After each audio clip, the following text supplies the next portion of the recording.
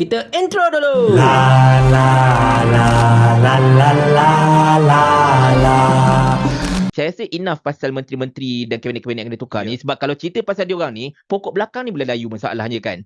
Jadi kita nak balik. Sebab tadi dalam perbincangan kita yang panjang-panjang tadi, Cikgu Bat ada sebut tentang Anwar Ibrahim. Cikgu Bat ada sebut tentang Tun Dr. Mahathir Mohamad. Okey. Di mana kalau memang kita semua tahu sejarah Cikgu Bat dan saya rasa ramai juga yang agak tahu sejarah saya sebagainya.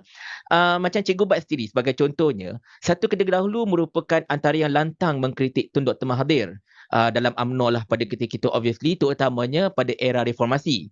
Dan of course ramai juga tahu Cikgu Bat bersama-sama dengan gerakan yang beliau bersama-sama di dalamnya, iaitu Solidariti Anak Muda Malaysia, merupakan antara mereka yang cukup lantang mempertahankan Datuk Seri Anwar pada ketika itu. Tetapi kalau anda perhatikan pada ketika ini, Cikgu Bat tadi Cikgu Bat kata yang apa dia cakap tu reversal kan. So sekarang apa yang Cikgu Bat buat pun macam reversal 180 kan. Di mana Cikgu Bat sekarang telah berubah daripada seorang yang melantang mengkritik Mahathir, kini telah boleh bersama-sama dengan Mahathir dalam satu gerakan. Dan satu ketika dahulu Cikgu Bat lantang mempertahankan Anwar Ibrahim, kini Cikgu Bat berubah menjadi lantang untuk mengkritik Datuk Seri Anwar Ibrahim. Jadi kenapa dinamika ini berlaku, Cikgu Bat?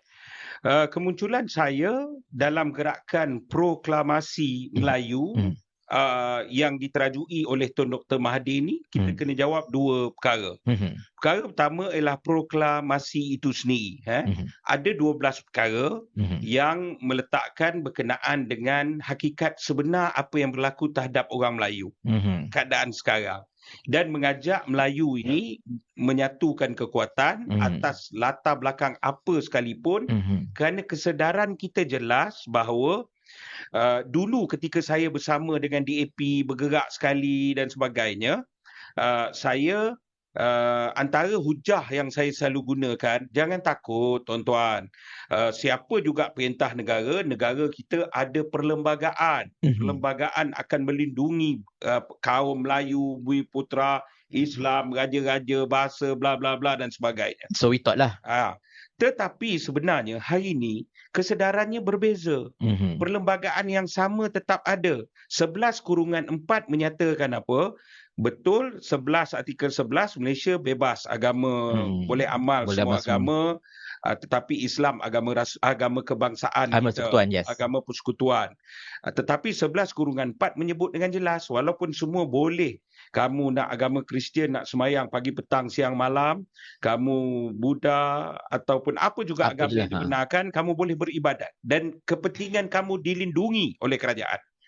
Tetapi 11/4 menyatakan dengan jelas bahawa sebarang usaha untuk membawa dakwah ataupun mempromosi agama lain di kalangan orang Islam ialah jenayah.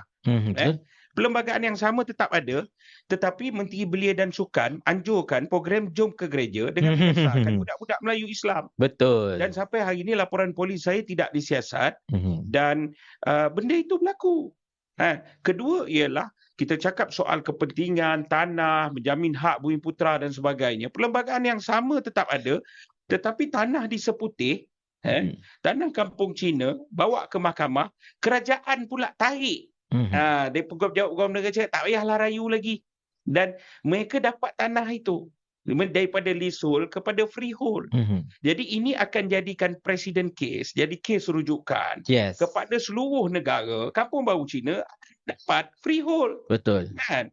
Jadi perlembagaan yang sama sebenarnya tidak boleh menjamin without a political will ataupun dominasi politik Bumi Putera. Betul. Kan? Yang selama ini Bumi Putera menjadi tunjang dalam negara, kontrak sosialnya Islam, dan bukan Melayu dan bukan Islam dijamin kemakmuran dan keharmonian mereka, mencari rezeki dan kehidupan mereka di sini. Tapi apabila benda ini berlaku, pokok akan tumbang, huru-hara akan berlaku. Kan? Jadi bagi saya ialah saya tidak akan kompromi, kerana itu saya tampil dan saya mendukung proklamasi Melayu. Satu. Kedua, Dr. Mahathir, susuk Dr. Mahathir sendiri. Betul. Saya dipecat daripada Keadilan 2016, Wais. Tahu, saya tahu. Selepas itu saya ni bergelandangan.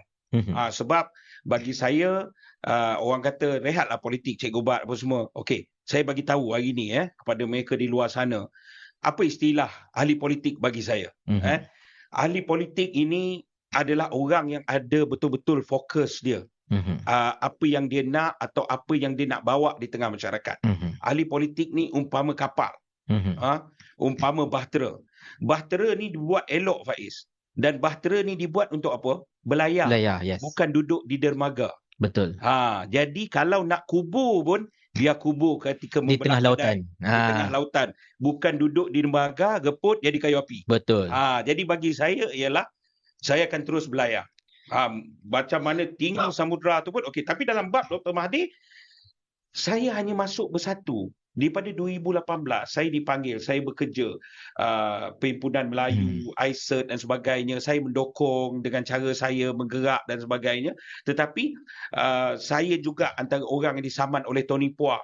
Kerana saya memberi pendedahan, penjarahan hak-hak pribumi, syarikat-syarikat JLC dan sebagainya. Saya antara yang disaman. Saya tidak pernah berhenti. Tapi saya tak masuk bersatu. Kenapa saya tak masuk bersatu?